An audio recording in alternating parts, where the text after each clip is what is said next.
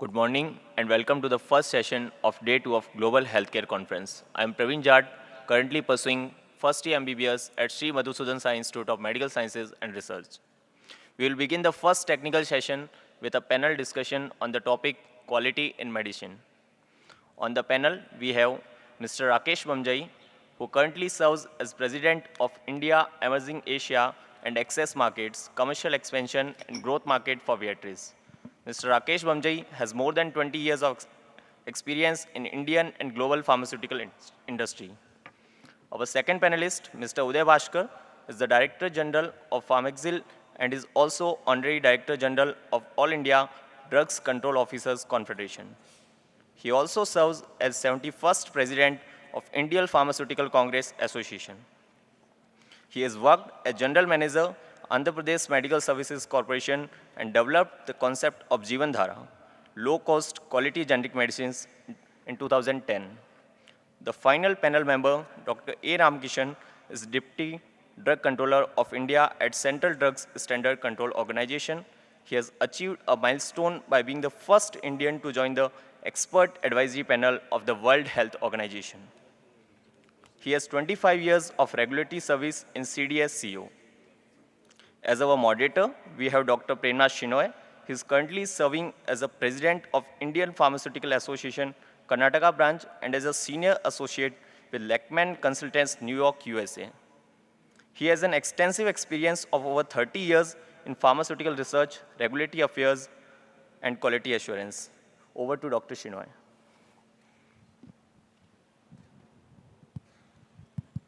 Thank you. At the outset, I would like to thank Mr. Venugopal for inviting me to participate in this program. We have a large number of students here. I think they all just joined medical and paramedical courses. So I'd like to briefly touch upon, the pharmaceutical industry in general before we start the panel discussion. We can classify the pharmaceutical industry into two broad categories: research-based companies and generic drug manufacturers. So you may get a question, who are the generic drug manufacturers? The research-based companies, when they innovate new drugs, they get patent protection for a specific number of years. And once the product goes out of patent, generic companies come into the picture and they make these products and market it across the world. So both research-based companies and generic companies are important to us. We have to coexist because without research-based companies, there cannot be generic manufacturers. The pharmaceutical industry has achieved a leadership position in India.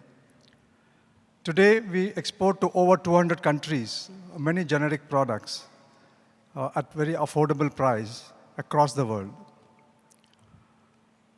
Pharmaceutical quality is a very important management principle for all industries.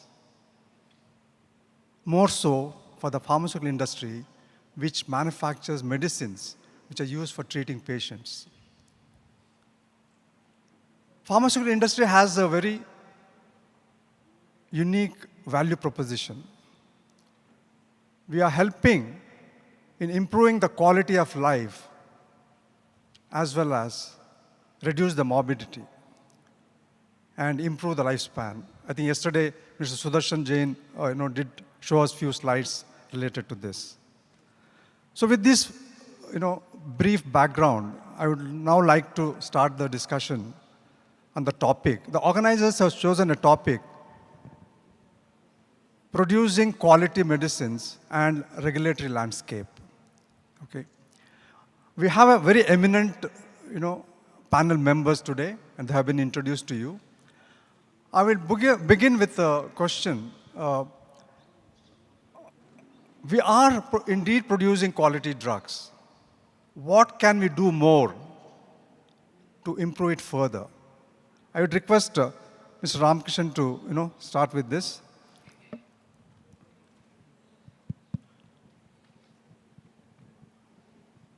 I would like to thank our moderator for today's session and other panelists, Dr. Uday Bhaskar ji and Dr. Rakesh ji, and of the dais, all pharma captains from different industries, regulatory friends, Dr. Jagesh Shetty, Dharmanatha ji, and Lakshmi Madam, Pharmexcil Director, and IDMA Chairman Rajamouli ji, Rambabu, and all other eminent doctors from various parts of the country, ladies and gentlemen. Good morning to one and all. So, quality medicines regulatory perspective.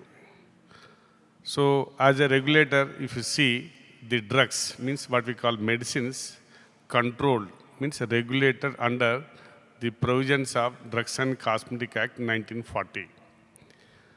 In the year 1961, we got 2 pages document for the plant and premises. After that, we got 15 to 20 pages document in the year 1986, based on the WHO TRS guidelines published in the year 1976, with respect to operational controls, equipment, premises, competent technical people, utility section. After that, we got 2001 Schedule M, everyone knows, which deals with the good manufacturing practices for production of quality medical products, quality medicines, and which was effectively implemented from 7th December 2005, everyone knows. Now, series of amendments took place. In the year 2018, the GSR 999, published in the month of December, draft has been circulated to all the people to seek comments. Now we are going to have the final notification by next week.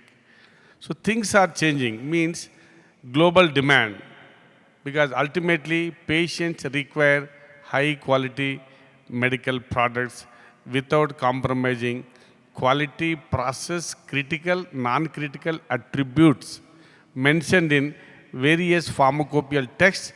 If it is not a pharmacopoeial product, then in-house specification also, they have to meet all the relevant parameters in order to ensure the quality. So quality means what? Quality means all important inherent characteristics embedded in the product with respect to that particular molecule, and it should not be tested through the laboratory controls, but we have to build the confidence, and we have to have well-defined quality assurance system and quality management system in toto to ensure the all parameters for achieving patient-centric efforts. This is number one, regulatory perspective. And every year we are having some changes. Why? Because globe is harmonizing all important regulatory principles. Then second, we have to build the trust on the consumers, and we have to build and develop the confidence on regulators also.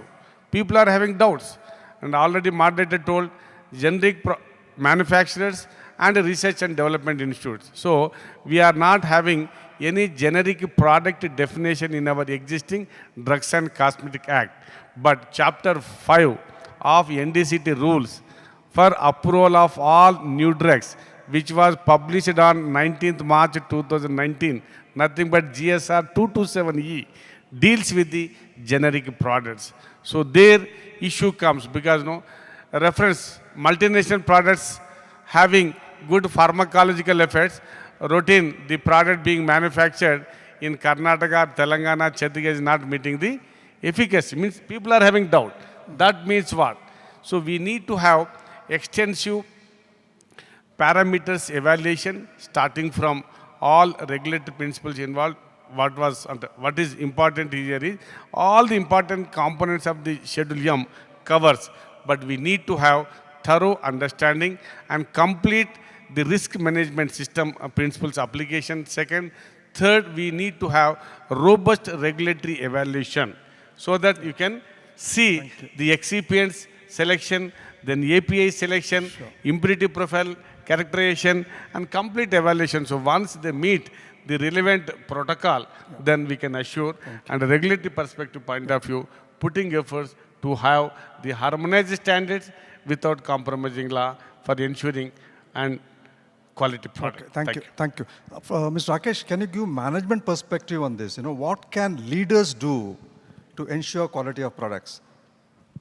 See, thank you, Mr. Ramakrishnan. I think he explained the concept of quality very, very well. I think from an organizational perspective, there has to be quality in everything that we do. You talked about excipients, intermediates, quality culture. You talked about responsibility of the organization. I think there has to be a very strong sense of self-regulation. That's one. Our quality management systems should be speaking very, very clearly about, implementation, execution. And there has to be every single tablet, every single pill produced from the company has to be one standard quality. As an organization and the management, I think management has a huge responsibility of ensuring quality, ensuring compliances, ensuring implementation of technology and innovation, and ensuring using technology and using all the systems available to make sure there is no issue on data integrity. So these are 4 or 5 things I think as a management, very big role the management has, and it has to be driven from the bottom and from the top. So that will get us to a very different level. I see lots of things happening with our regulatory system in the last 12, 18 months. Mr. Ramakrishnan, I was just chatting him in the other room. I think excellent progress we are making as a country. And I'm sure that, this is a learning curve or a progressive curve that we are adopting as a country. And I'm sure that, as harmonization is happening, global harmonization on a regulatory system and a quality system is happening, we're going to be at the top very soon. Thank you. In recent times, there have been some negative news about some of the products which were exported to few countries, like Zambia and other countries. Can you throw some light on that? Thank you, and my fellow panelists as well as ladies and gentlemen. Really, I'm very much happy to be part of these discussions. And if you see that love all, serve all, that only made me to come here, and I'm very much impressed with the kind of deliberations are taking place. So just today morning, Guruji is speaking about the affordability and the quality, and the way he projected to the pharmaceutical industry is very much relevant today. I'll come back to that Gambia issue. We're exporting drugs to more than 200 countries, and everybody knows that. The world is calling India as a pharmacy of the world. So we are supplying drugs to hundreds of countries and crores of batches. So it is unfortunate about that event, and it has dented the image of Indian pharmaceutical industry. But particularly after that incident, if you see our exports, in that particular year it was 3.25% growth rate with 25.4 billion. In this financial year, if you see in the 7 months, we have already recorded 8.1% with, we crossed 15 billion. So we have to see in 2 ways. One is the producing the drugs and surge in the exports. The other one is that how we are catering to the needs of the people. India is known for producing quality medicines and supplying at a very affordable price. You are all aware of that the Cipla introduced antiretroviral drugs in 2001 for just $1 per day. At the time, it was very expensive. Like that, so the government of India, particularly to address that issue of the adverse impact, I think the Schedule M, Ramkishan has rightly mentioned about the Schedule M, it is going to be tabled in the parliament. That is one thing. I congratulate CDSCO and the new administration and the honorable minister that the way how they are going for risk-based inspections. I think these two factors are going to build up confidence among the global regulators, as well as we need to be more cautious. The industry need to have a quality culture, and that is to be cultivated in the pharmaceutical industry. Yeah, thank you. So you mean to say that it was a stray one-off incidents that happened.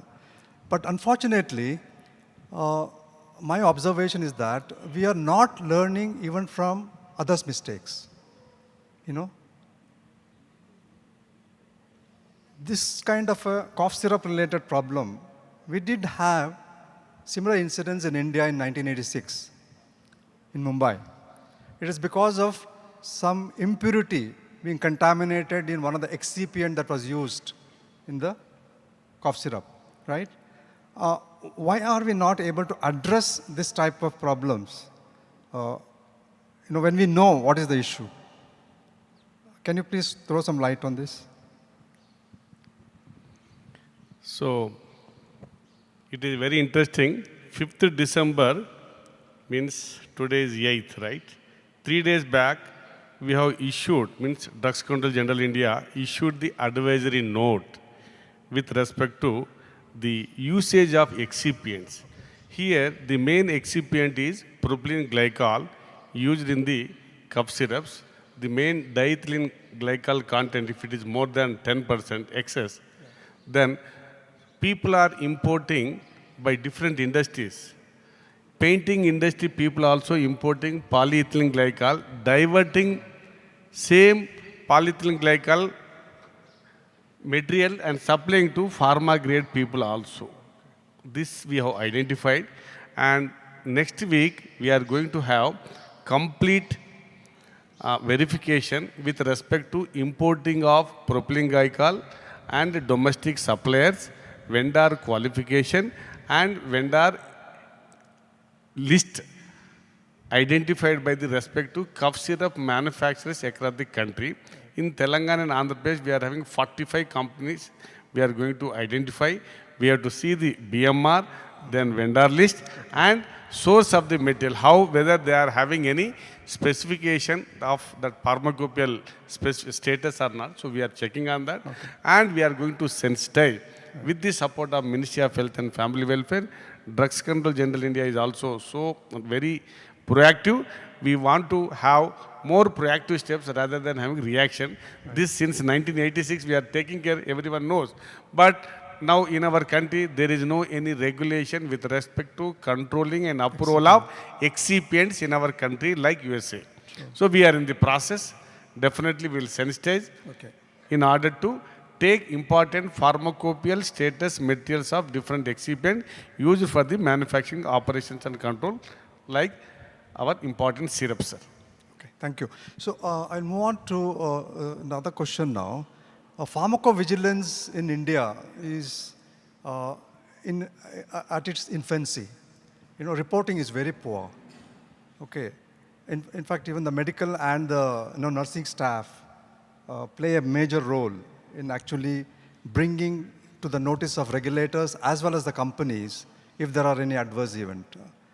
I would like to ask this question. What can we do to improve reporting of adverse events about the drugs so that we can ensure patient safety?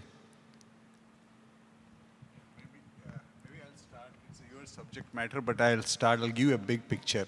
I think it has to have a multifaceted approach. Yep. First of all, we need a multifaceted approach between the regulator, pharmaceutical company, healthcare professional, and the patient. Where at each and every level, we need big time education because ADRs are not reported. Yes. And I think we have to use whatever, all available in our hands in terms of, either you go to digital media education or you can go on television education. We should get a culture of people understanding why it is needed, educating them, and then people will start reporting. I will stop with that and hand it over to you. I think, according to me, this is very, very badly needed.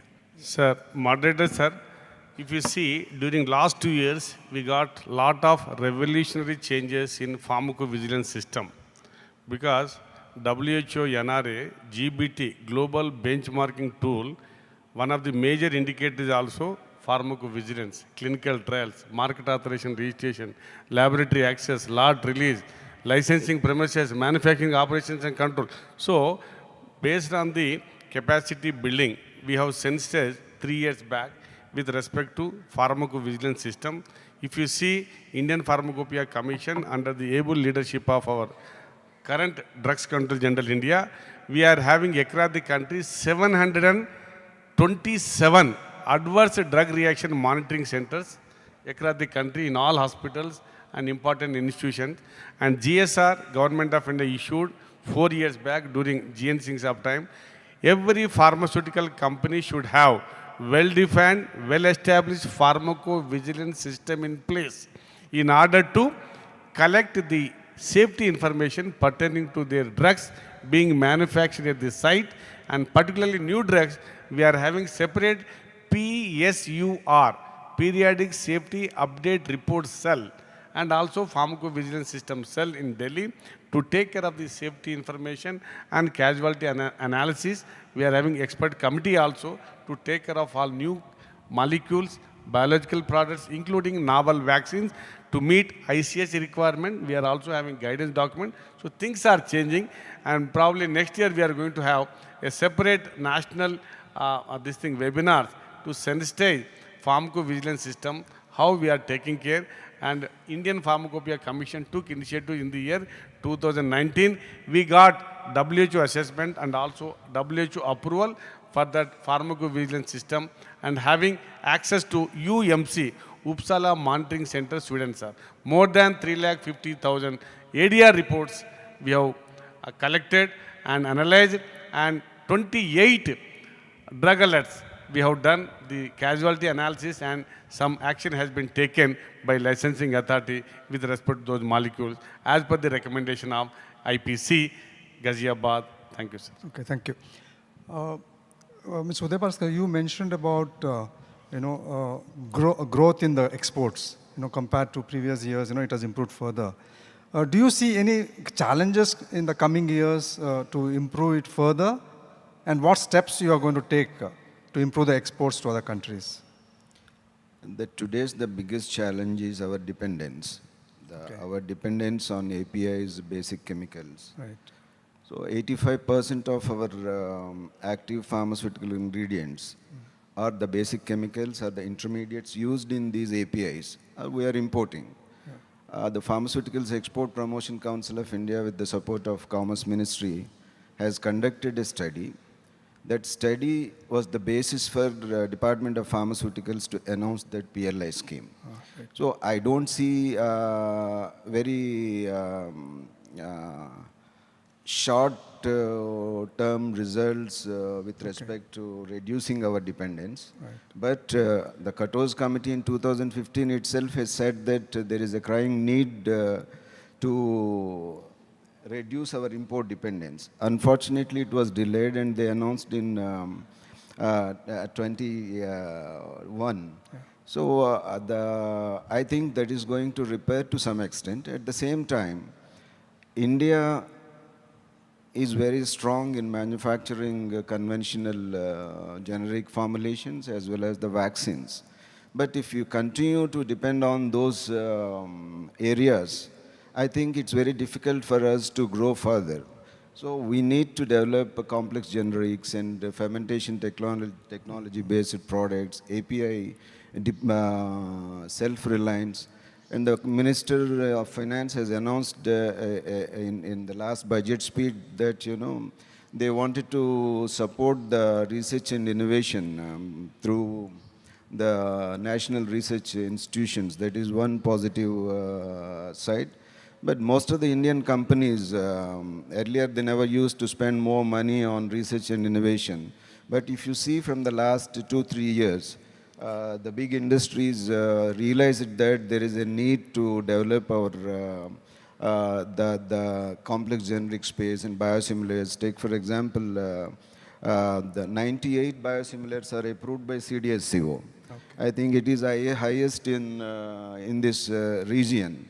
And everybody is working on that. I think if you see the trends, particularly in this financial year, we are going to reach 28 billion. But my feeling is that 48% of ANDAs are from India. And more number of drugs are going to be off-patented between 2018 and 2024. It's almost 251 billion. So out of 1.4 trillion pharmaceutical industry, we are in the generic space. So we need to move further and we need to spend more time and more money on developing these complex generics and biosimilars and new chemical entities and new biological entities. These are the area where we need to work. So I think as of now, no country in the world can produce the quality and efficacious drugs at this price. So that is very much relevant to the India. As long as the India continue to work like this, I think the future is going to be better. But if you wanted to sustain the tag pharmacy of the world, you have to do differently, and that is going to be the solution. And I think we are playing a very significant role, particularly if you see the innovation side. Particularly in the pandemic, Bharat Biotech has developed indigenous vaccine with the support of National Institute of Virology and ICMR. So that is very significant achievement of Indian vaccine manufacturers. I think that kind of an approach certainly is going to elevate the image of Indian pharmaceutical industry. At the same time, we can able to produce quality drugs and give it an affordable price in saving the millions of population. And our contribution, particularly in Africa, in early 20s and in 90s, so we saved hundreds of millions of population from the dreaded diseases like malaria, tuberculosis, and HIV. So we need to continue that. India is known for producing quality drugs at an affordable price. If the drugs are not affordable by the people, I don't think whatever innovation you do, whatever research you do. Yesterday's discussion also, Mr. Rambabu and Rambahu is telling that the cost is very much relevant in India. And morning also, the 65% of is out-of-pocket expenses. So you need to think about the patient before you fix the price. And that's what I feel. I see Indian pharmaceutical industry growth is very bright, but we need to learn lessons. I also, it may not be very much relishing to the policy makers as well as to the industry. So when the Schedule M draft was published in 2018, now we are in 2023. From the last 6 months, the Honorable Minister as well as everybody is talking about the amendment of Schedule M. But yesterday I was reading in news that it is going to be tabled in the Parliament. It is to be aggressively pushed. And at the same time, yesterday also somebody was telling that there should not be any two categories of drugs. The statement of some senior official was telling that for big industry, they have to start in the coming 6 months. For small industry, we are going to give 1 year. I strongly differ with that. When you are manufacturing a drug, when an amendment is coming, Schedule M is nothing but the objective is to manufacture a quality and efficacious drug. So that is the basis for Schedule M. Once you wanted to give this kind of leverages and exemptions, that's not, we are too late. Like we have taken more than 8 years to realize there is a need to have that PLI scheme. At the same time, we are already delayed in amending the Schedule M. We need to upgrade our Schedule M to the next level as well as the convergence. I would like to take 30 seconds more. Pharmexcil, with the support of Ministry of Commerce, have organized a global regulators meet It was attended by 70 regulators representing 50 countries in 2022. The CDSCO was also partner to that event. The objective of organizing this kind of an event is to create a convergence between the regulators. When US FDA and EU have a mutual recognition agreement, why not India can have a mutual recognition agreement with the like-minded countries that is going to reduce the cost and that is going to reduce the timelines, and it will be very helpful. I think the CDSCO need to move in that direction. They should be more active in working with the like-minded regulatory agencies, and we need to settle our house very in a systematic way. So that you need not wait for an accident to happen. So like that, wherever we are going in the world, everybody is talking. The first point is that about diethylene glycol and ethylene glycol poisoning. How much impact it is created financially, it's not an issue. But it has created a dent on our image, and we need to build up confidence, not only among the people, and at the same time, we need to build up confidence in the minds of regulators. Thank you so much. Yeah, thank you. Thank you so much. So actually, Schedule M was notified, revised Schedule M was notified, and 1 year time was given for implementation. But unfortunately, it did not see the light of the day. This was in 2018, right? So that means, Indian pharmaceutical industry, the leaders here will agree, is highly fragmented. The top 200, 250 companies are able to meet whatever requirements are there, because they are either exporting or they are making for multinational companies and contract manufacturing, so they meet all the requirements. It is the remaining 9,000 odd companies which are in the small and mid-sized companies, I think, are facing problem in implementation of revised Schedule M, and that's the reason it was, the implementation was postponed. Now, I would like to throw this, to the audience now. If you have any comments or questions, you can please put it to the panel members.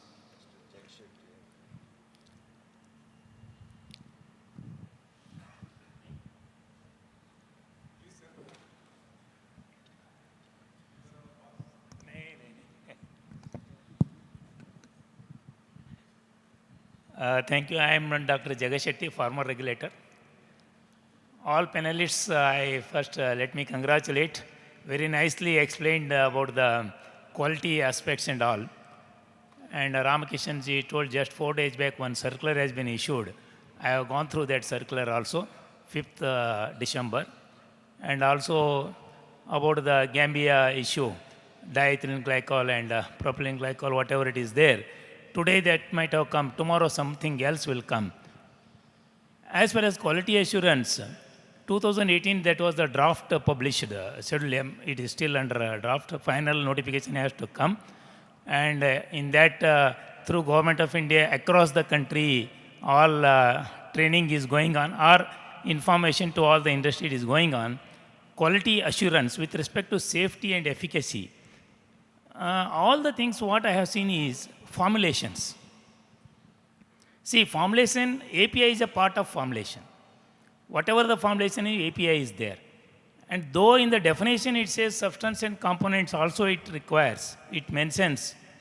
My question is, and also latest you have taken RBI, that is risk-based inspections also. That is also with respect to formulations. Why not APIs? Even these excipients you mentioned in the panel now discussion, these excipients not necessarily for only formulations. It has to be taken care for API also. Wherever APIs are manufacturing, excipients used, that also has to be pharmaceutical grade. I am of the opinion, then only the quality assurance will come. Somehow it is missing in the circular or in the discussion, it is missing with respect to APIs. Excipients, use of excipients with respect to APIs. It should not be restricted to only formulation. What do you feel, the panelists? This is my question. Thank you very much. Okay. You have. Would you like to answer? No, better you answer first. Dr. Jagshetty, this is a very valid question, and companies that adopt one quality policy follow this process because they are actually competing globally basis on excipients, APIs, requirements of intermediary steps, and the finished dosage form. But on a regulatory aspect, I think better will be answered because I don't make regulations for the country. Maybe Mr. Ramkishan can explain more, and your view, Udayji, on what do you feel about this being an aspect? I totally accept what Jagshetty has said. The problem with our regulatory system is that we always take up issues on bits and pieces. Take, for example, the DCGI has issued a circular. So every consignment meant for export of these cough syrups are to be tested by the NABL accredited laboratories. For domestic market, they are not doing. Only they are talking about diethylene glycol and ethylene glycol. There are so many excipients are being used in the formulations. So our approach is to be changed. Our approach should be very holistic. And I think this Schedule M, further amendments also may be needed. There are so many discussions are happening. Our industry always jump for a postponement instead of giving the inputs which are necessary to refine the system. We are always asked for, Mr. Shenoy is talking about 10,000 industry, and when you are in the field, when you are in the area of manufacturing drugs to save the lives, there should not be any small scale and the large scale. There is one kind of a system is to be adopted. So we need to be very strong based approach, and the regulators as well as the policy makers need to rethink, and their approach is to be the people-centric. That's what I feel. Lot of things are to be added, and Pharmexcil is organizing capacity building programs throughout the world, throughout India, and we included that one talk from the Excipients Council as well as the USP. That is very important, the component that we are trying to educate. At the same time, industry is also working in that direction, but the regulators should make the risk-based inspection. If take for example, they identified few manufacturing facilities and they send the samples for analysis. Out of that, 54 samples, or the 15% of the samples picked up in those institutions are failed. But earlier when DCGI Surendra Singh was there, they conduct the sampling, they said that 0.2% or 0.12%. But whether this is correct or that is correct. So the Indian industry has to develop a culture, and they should also have a guts to accept the truth and correct. Particularly in this Gambia issue, so everybody says that in the first instance, no, that is not correct. The WHO DG is wrong. No, we are always very defensive. That is not going to help us. If where there is a human involvement is there will be a faults. So the people who admit the faults and correct the things are going to be remain in the industry. So this is not a reform. The regulators always should be a regulator. That's what I feel. I think Ramkishan is here. There was a question from the Sir. Dr. Jagshetty. Sir. You are planning to control, quality of excipients with this new circular what has come. You're going to inspect and, look at the specifications and then ensure that quality excipients are used in the manufacture of formulations. Don't you think a similar thing should be followed for manufacture of bulk drugs? Like intermediates. Yes, sir. Rightly pointed, sir. They're all the gray areas, sir. You worked in government of Karnataka. Being an experienced regulator, sir, if you can evaluate yourself, key intermediates, important excipients, complex excipients, important vehicle solvents used as a preservatives for various forms. Sir, like US FDA, we are not going to implement in our country, but sir, things are changing.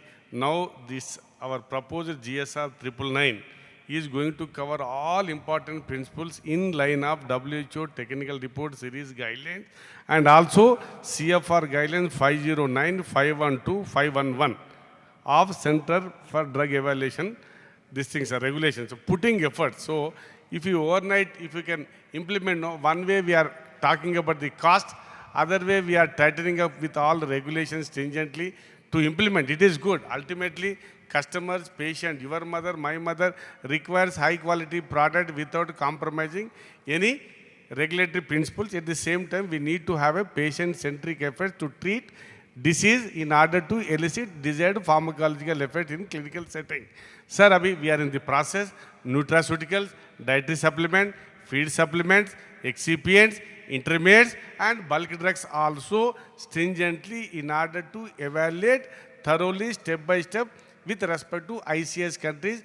Example, impurity profiles, organic volatile impurities, total impurities. So things are changing. We are gearing up, including our laboratories also. We have started risk-based inspection for the GLP labs also across the country. So I don't want to disclose such information, but this proposed new bill, drugs, cosmetic, medical devices bill 2023, sir, we all talk about innovation and research and development. In our act, is there any term innovation or research and development? No. We are going to be impetus with that terminology in our proposed bill. We have discussed with our all important scientific team experts. Please put innovation word, research and development word, so that our people can boost their real research and development for novel therapies. Novel therapies. By after 2030, sir, we are going to have a lot of future for the advanced therapy medicinal products. 80 MPs. So WHO also putting efforts. Developed countries also putting efforts. ICMR developed draft guidelines for the gene and cell therapy products. Cartistem, other novel therapies including all allogenic and autologous stem cell. So things are changing. I agree your statement, sir. We are in the process of streamlining all regulatory processes in order to promote good international health across the globe, particularly to India, sir. Thank you. Thank you. Thank you. Any other comment? Yeah, please. Yeah, I'm again A.G. Prasad here. Good afternoon, everyone. With my 41 years experience in the industry, you know, that throws a lot of questions and suggestions. One is that, see, this industry now, like Mr. Ramakrishna and Mr. Uday Bhaskar have thrown excellent, viewpoints that how it is evolving from a non-regulatory to semi-regulatory to regulated market. Now we are competing with the global players, and earlier the, quality deficiency was huge, and now we are bridging that gap. Now it is coming to 2% or 3%. Even 2% of, substandard product or a fictitious drug is not acceptable, because that 2% can be me or my mother or my sister, anyone in the family member. So it has to be zero error and zero tolerance towards the quality. That's one. Number two, what I've seen that this industry is under two ministries. It is under Ministry of Fertilizers and Chemicals. The NPPA, DPCO is under the DOP, Department of Pharmaceutical, is under Ministry of Fertilizers and Chemicals, and DCGI is under Ministry of Health. And many times when we approach from the industry, NPPA something and DCGI something, and they don't, see eye to eye. Even when in my professional career I was covering smaller markets like Nepal. There is Nepal, Bhutan. There is one DDA, Drug Administrators, DAD in Nepal, and they control everything from approval to the price fixation, everything. And the same thing with even a smaller market like Bhutan. So, but in India, it is under two ministries, and then you have state FDA. So because of this reason, probably what Mr. Uday Bhaskar was telling, that now we have to speed up the things, and there has to be a common, regulated for gearing up the things, and for, speed up. Otherwise, it is evolving, but then how long it will take? Now we are thinking of putting the man on the moon, but it is going very slow. So can this forum recommend to the government for if we have insurance regulatory authorities or real estate regulatory authorities, why not a pharma regulatory authority? Thank you. Thank you. Thank you. Just I have one thing to say. So that technical words we can clarify later. Just I wanted to answer him. Substandard and fictitious is entirely different. Please, sometime it happened because I argued with when I was the controller, head of the Karnataka state, in the assembly also I argued this. Substandard and fictitious or spurious are entirely different. When authority will use the word fictitious or spurious, it uses an entirely different meaning. If a bottle of 100 ml, it contains 80 ml, it is a substandard. That's what. Just I wanted to tell that. Thank you very much. Thank you. He is not, technically you are telling what is fictitious, what is NSQ, what is spurious. His concern is that whatever drug you are taking, it should give a desired results. That is the objective. Just I am coming to one point. I don't expect that if you have only one ministry is going to solve these problems. We need to have that quality culture. In so many countries, their administrations are different. That is not going to give us the solution. That's what I feel. One comment, government has understood it. For the first time, we have one minister of pharmaceuticals and health. I think this is a good step, according to me. One last question. Hello, Ramkishan ji, Professor Vijayaratnam has given questions to you. Please answer that. Thank you. Yeah, we'll close it now. We'll close it. This is related to NSQ, sir. I will give the email in detail with respect to our Vijayaratnam madam, sir. Don't worry. I got the... Yeah, one last question.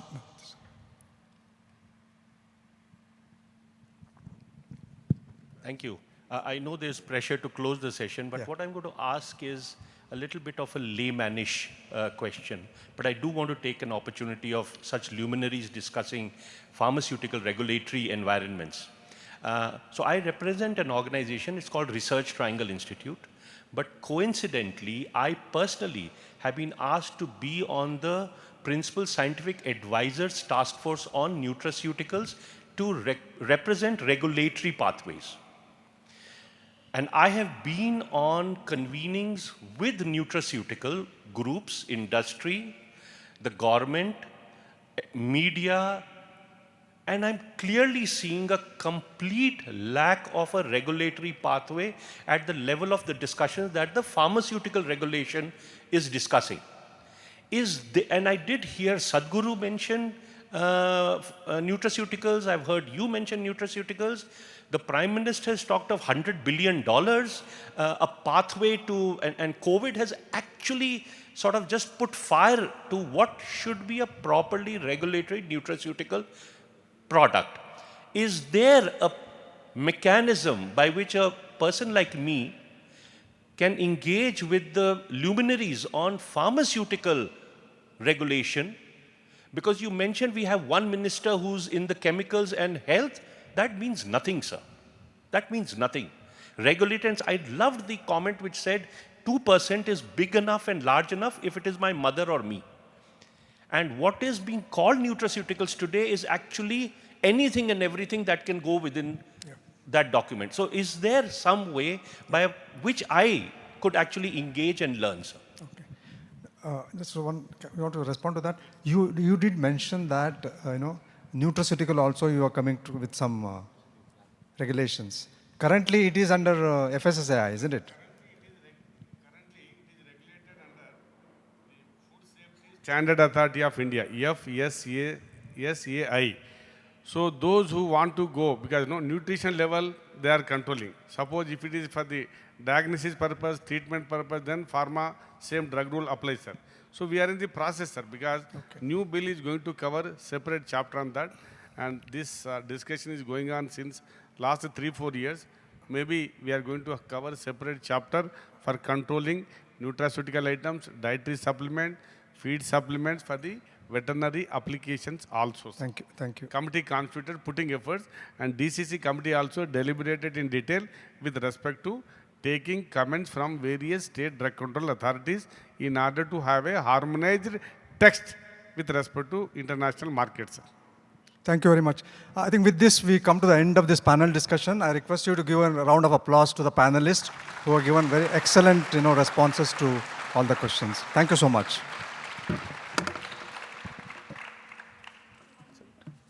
With the end of this session, we are grateful to the panelists for their lively yet informative discussions on these topics. Thank you, everyone.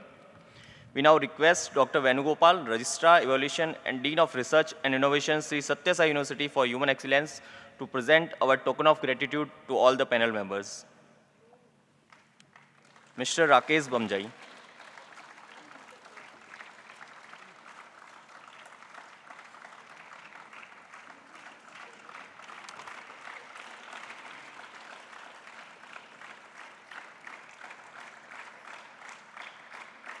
Dr. Premnath Shenoy.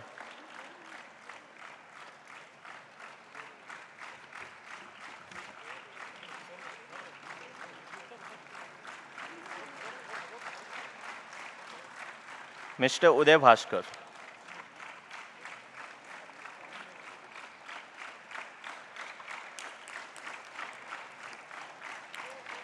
Dr. A. Ramkishan.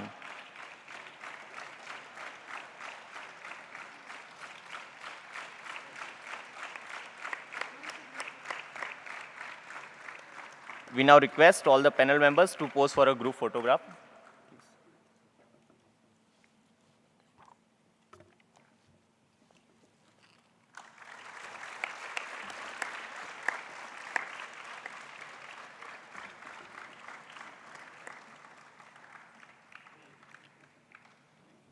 Thank you so much.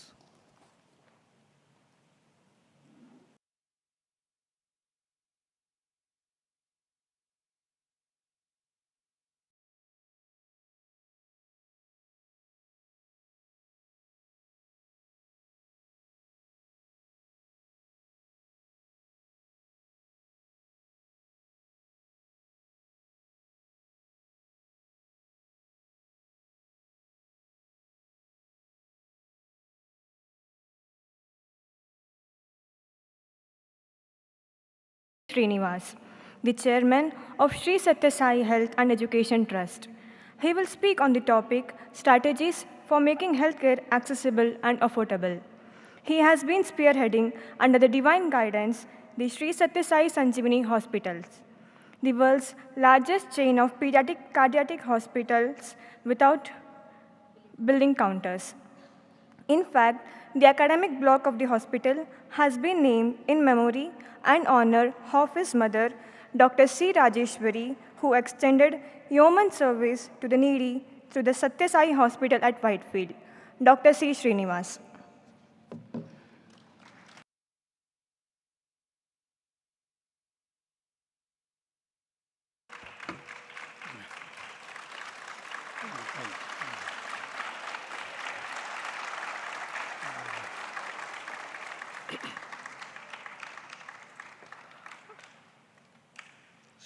I was asked to share my thoughts with you about a topic which is extremely important to all of us, about making healthcare accessible and affordable and available to the masses. To all of us, especially young medical students and luminaries from the pharmaceutical industry and the boys from the All India Institute. This is something that is always spoken about. It cannot be overemphasized from time to time that healthcare needs to be made available to the last person standing at the last mile. And obviously it must be made affordable to the larger masses of our country. This is something for over almost ever since independence that has been spoken about. significant work has always been done, but like we all know and the young boys and girls should know, the challenge is the last mile delivery to the one who cannot reach a point of care in healthcare. How do we bridge that and how do we make that matter in a vast country like India?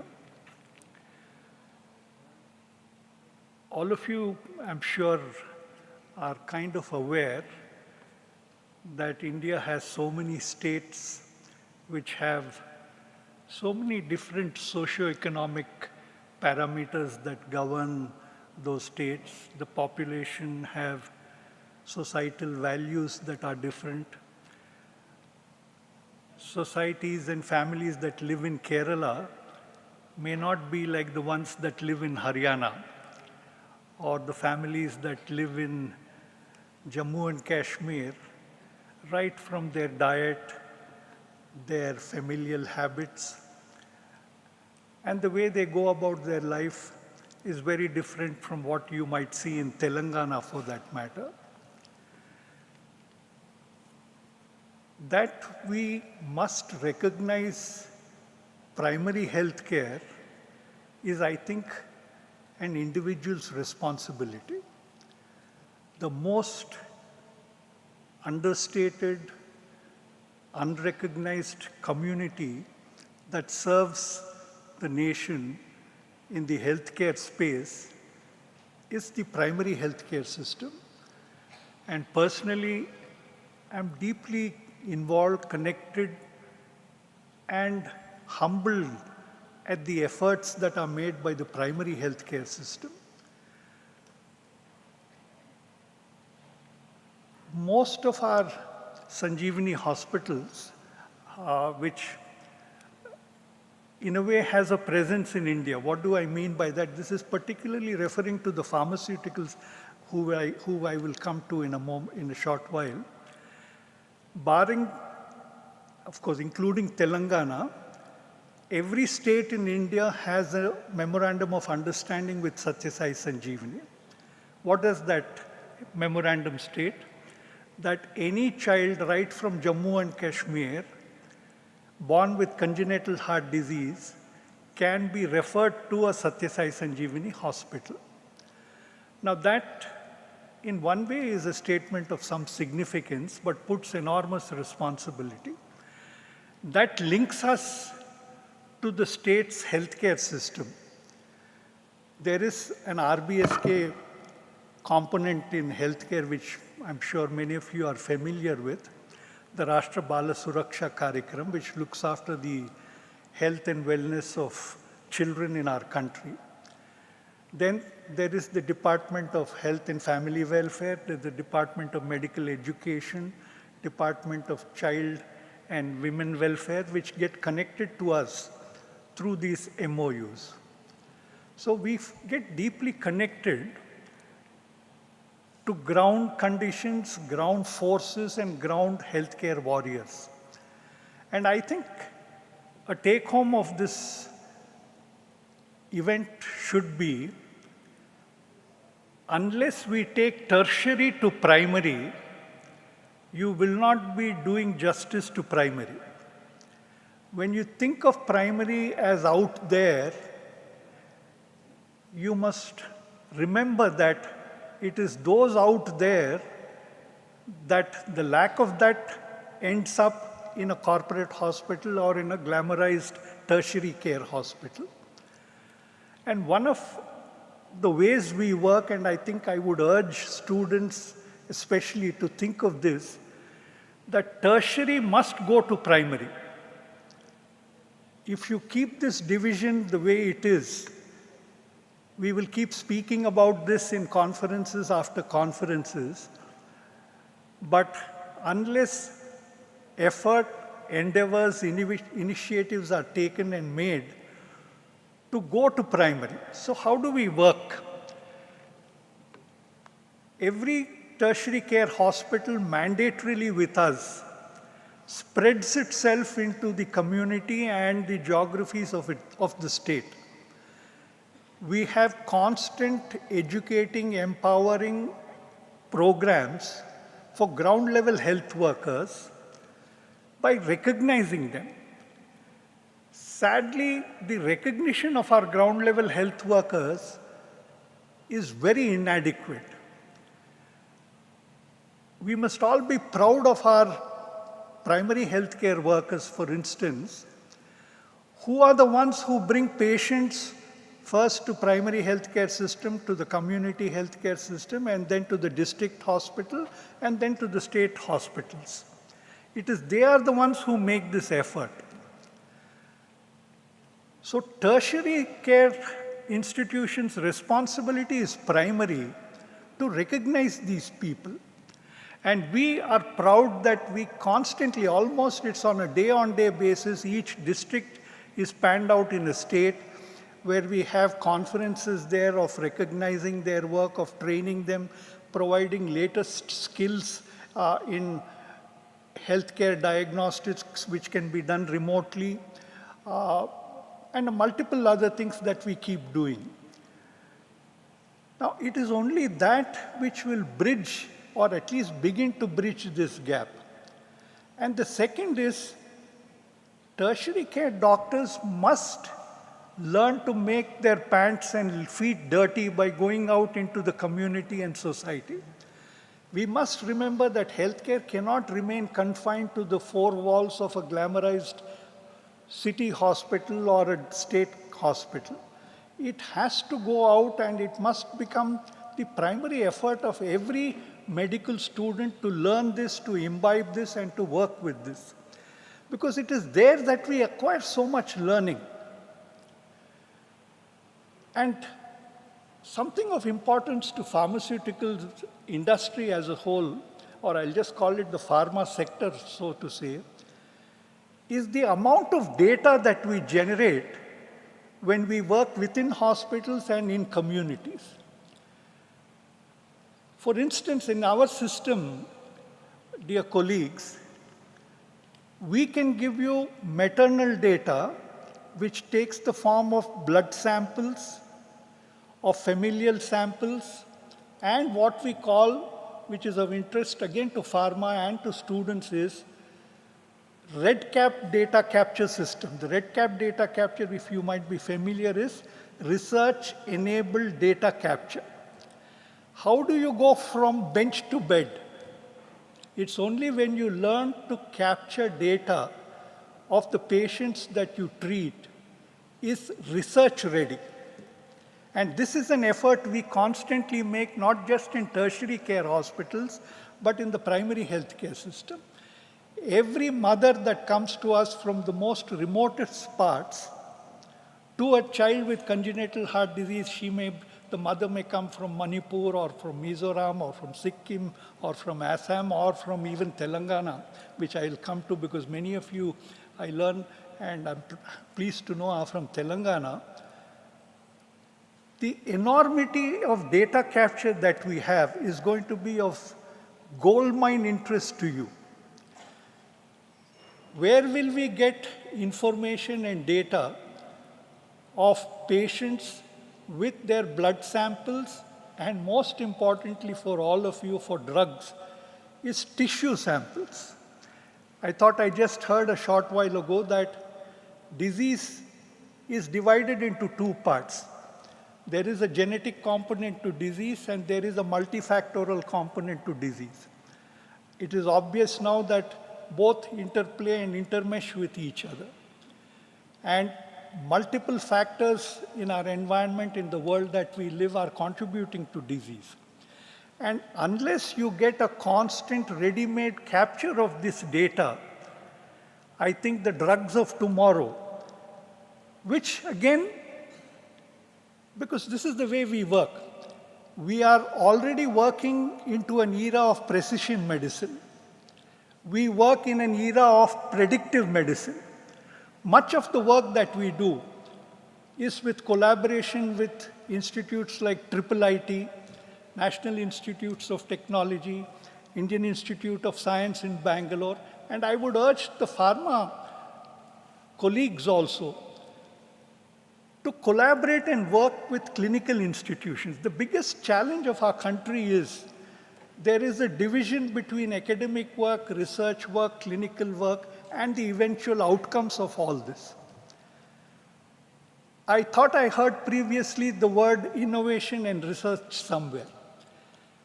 We work with as many as 5 state governments that our clinical hospitals are going to be upgraded with the government, both at the state and at the central level, into centers of congenital heart disease and centers of innovation and research for the country. Are you aware that 95% of the medical equipment that we use in super specialty care in India is not made in India? It is all imported. We buy it from outside countries. How do we expect to bring down costs of healthcare if every consumable, every device, every suture material, every heart-lung machine, everything is to be bought from outside? Barring a few heart valves that you can get in an Indian context, you have to buy them from America or from Europe.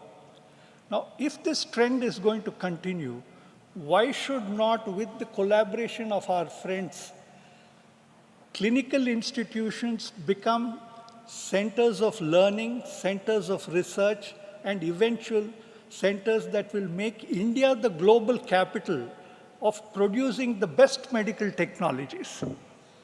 Why can't we make in India just from a sentence to a living reality for our society? Like they say, doing good is the best business that you can be in. And I think that is where institutions like us, which are spread into the length and breadth of the country, which are striving to amalgamate science, studies, and research.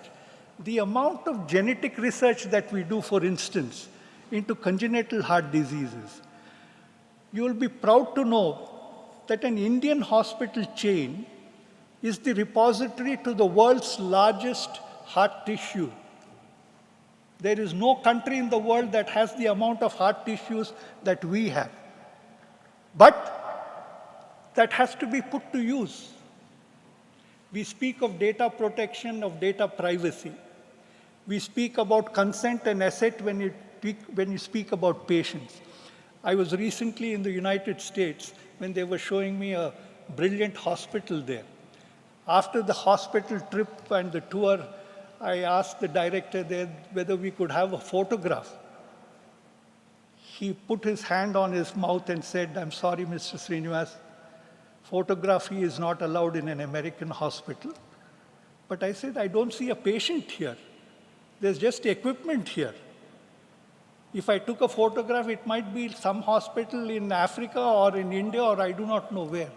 But that is the concern that they have and the environment that they operate. Whereas, look at the brilliance of India. You ask an Indian patient about the disease that he or she or somebody in his family has got.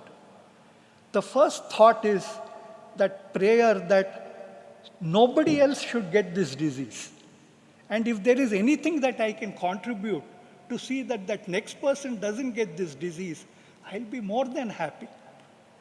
What a brilliant way to look at disease and the cure of disease that we can get in the wealth of our country. And this is available when we take healthcare into the primary part, and that can be taken only when glamorized healthcare moves into where real healthcare exists, which is within our country. I think the need and the beauty of opportunity that exists.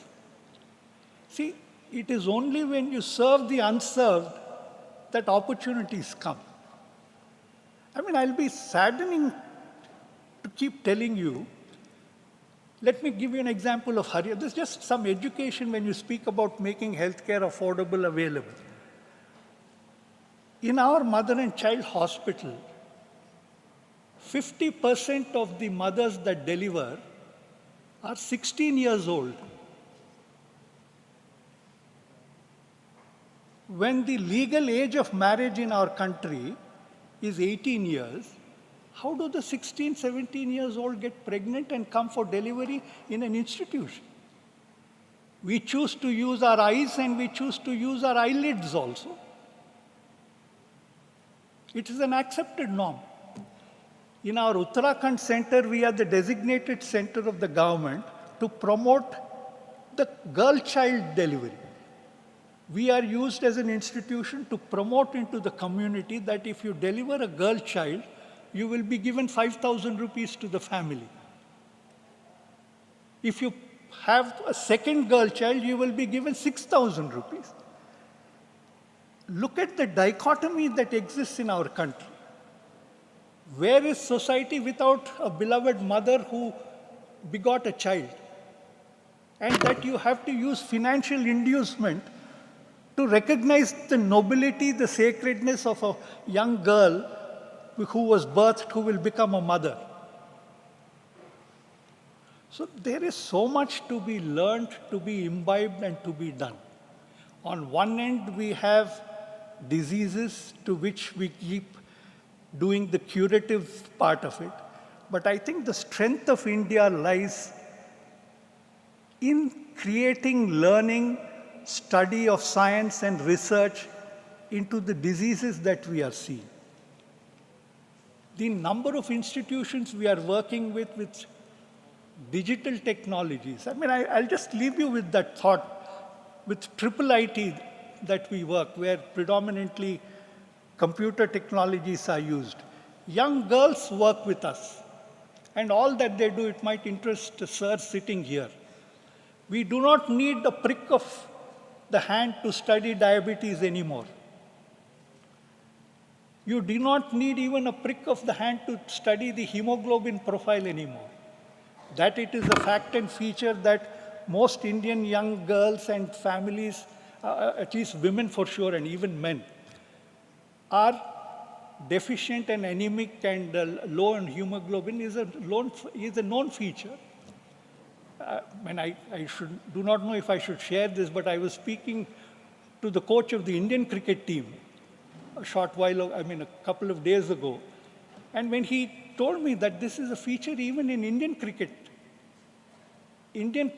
players in our women's teams are anemic. They need to be given supplements and medicines to improve their profile. Now, this being the case, when we work with institutions, especially academic institutions, it's so thrilling when young computer scientists come and work with us, and all she does is she takes her hand phone and takes a photograph of your eye. She doesn't need to touch you, and this is today remotely being done by our centers. Sitting here, you can sense 3 key parameters. We take the lower eye, which gives us the hemoglobin status of the person through image processing, through artificial intelligence, machine learning, and eventually deep learning. And this needs to be inculcated into our medical education today, because AI, ML, and DL is going to be a feature of healthcare tomorrow. You take the eyeball, you will study the jaundice condition of that person. You take the upper eye, I will see your endocrine function and your diabetic profile. So all this is done without having to take a drop of blood now. Now this, if it can be used for study, is the new era of making healthcare accessible and available to all. And this is where India will be the new gold mine of tomorrow. We work with entities to study drug resistance. The number of drugs that we are giving to patients today, resulting in resistances that are developing and issues that are developing later. We do constant studies to study outcomes of surgeries today, especially when you do critical heart surgeries. There is a study which you say that if the patient goes out of the hospital, it is constituted as a success. But in children, it doesn't work that way. If a child for 6 months old is operated for a congenital heart disease and happily goes out of the hospital, that is only a hospital success. The true measure of success is that over a period of time, that the child doesn't have any further disorders thereafter, which can be multiple in natures, which could also be, you have to measure so many parameters to understand successes of outcomes in surgeries on infants and children, which need to be studied and provide enormous strength of study for pharma people. So I would urge you, especially in Telangana, when we'll be in February opening, we already have a waiting list of 1,000 patients come out from Nilofer Hospital. In fact, we work out of Nilofer Hospital with the government of Telangana. Over 1,000, I do not know how many children already have been lined up to be operated for congenital heart disease. And we are just a stone's throw, I believe, from the Genome Park, which is renowned in Telangana. We are just about 5 kilometers away from there. So there is a new meeting that is waiting to happen. The need of tomorrow should be addressed today by all of us getting together. Clinical institutions should also become homes for pharma, for research, for innovation, for incubation, and eventual success that we will come out with to help society. So with this thought that we could all have abundant opportunities to work together, I wish you all the very best. Thank you very much.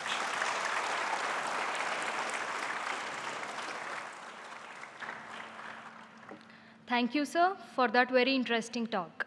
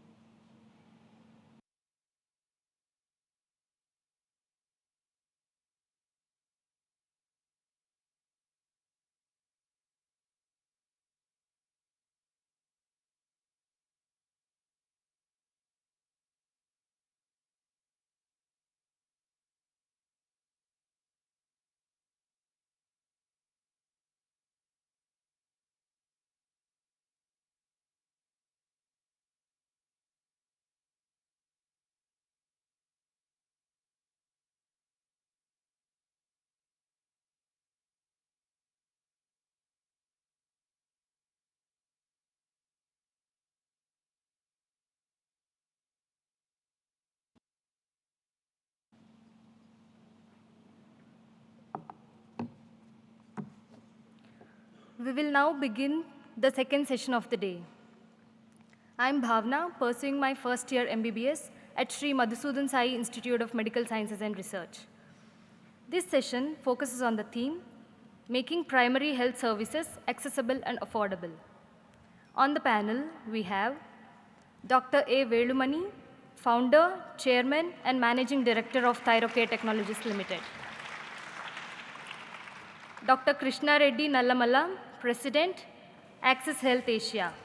Dr. Krishna Reddy is a board-certified cardiologist, internationally known in the areas of comprehensive primary health, digital health, and integrated health, with a long history of working to improve health of people in South Asia.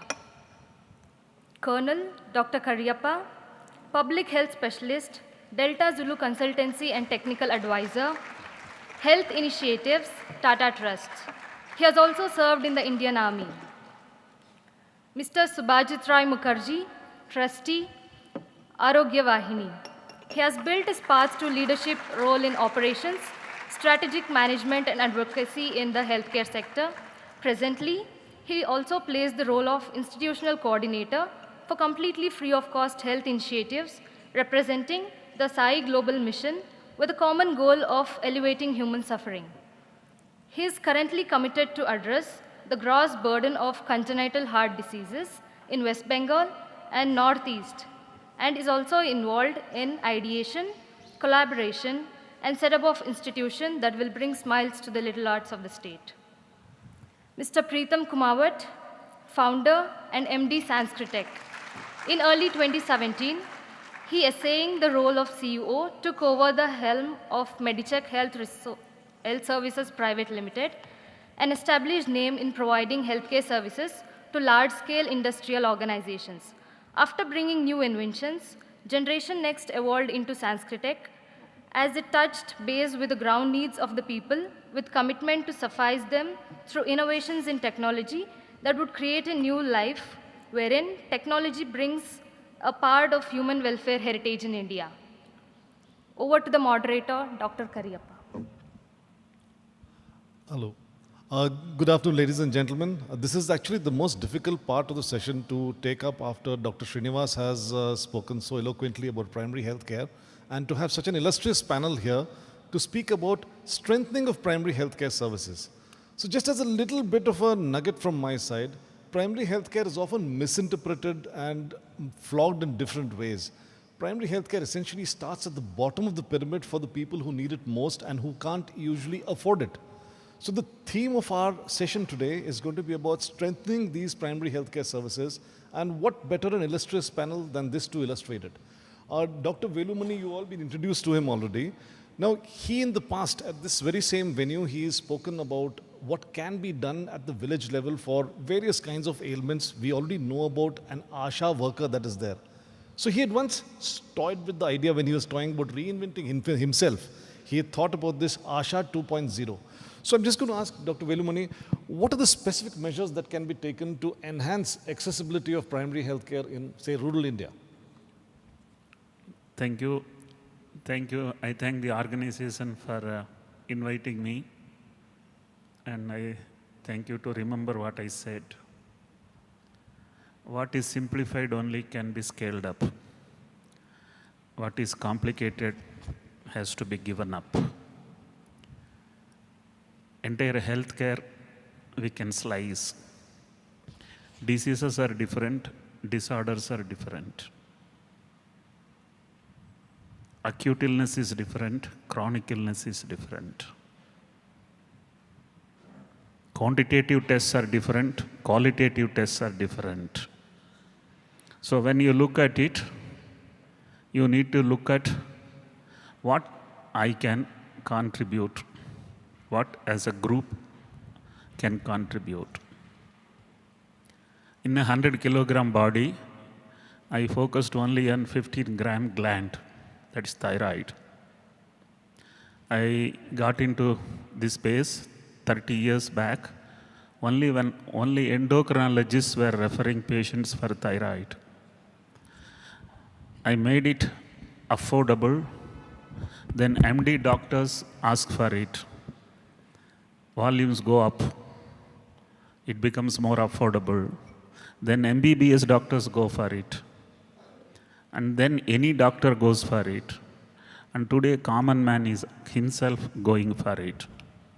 So I did focus on only one gland. Health is a very complicated subject. We must, if we see the list of problems to be solved, it can run into 1,000. We can't truly focus on 1,000. I always tell people, write 1, 2, 3, 4, 5, most important, most troubling problems that need to be solved, be it life, be it career, be it business, and be it health. According to me, the single largest problem is diabetes. Around 60% of the revenue of any hospital is either because of diabetes related directly or indirectly, which means what? Our problem number one is diabetes. Now, if you look at it, diagnosis of diabetes is the simplest. One prick, 10 rupees, we can diagnose diabetes. Of course, Dr. Sreenivas said you don't need that also. I'm sure soon that also is possible. India has not less than 10 crore population without knowing that they have diabetes. The other side, India has 12th pass 10 crore people not knowing what is the task, job, career they can choose. Half of them are women. And I believe these 5 crore girls, very often they can't pick up the mainstream career opportunities because of the domestic challenges. I dreamt if these 5 crore can be employed, in this 5 crore, even 10%, 1% is employed, diabetics is literally made known. Made known, half of the problem solved. And according to me, 1,000 diabetic patient directory in the hand of one HSC pass girl is lifelong livelihood for her. Because this diabetes man needs every quarter some kind of checkup, some kind of monitoring. So we are solving two problems, unemployment and facing the biggest challenge of the humanity. And trust me, today people eat more, walk less. That means it's on the rise. So according to me, I am not a very big medical research man to tell which is more important than diabetes. I was basically a mathematician. I could impact diagnostic industry only because I simplified it, I focused on it, and I believe we have 5H to be addressed to. If we have to be happy, we need health. Happy, health is 2H. To be healthy, we need 3H. Hands, heart, and head coordination. It doesn't need money. It doesn't need funds. You don't need billions of dollars. It is the simplest and most important, making it accessible in each and every pin code. We can have a girl whose primary role is to control diabetes, and we will be a very healthy country if we can do that. Thank you, Dr. Velumani. Thank you so much for that insightful words. I will just take a second here to add on that maybe not just diabetes, you could add on as a non-communicable disease, include hypertension with that, because the comorbidity exists.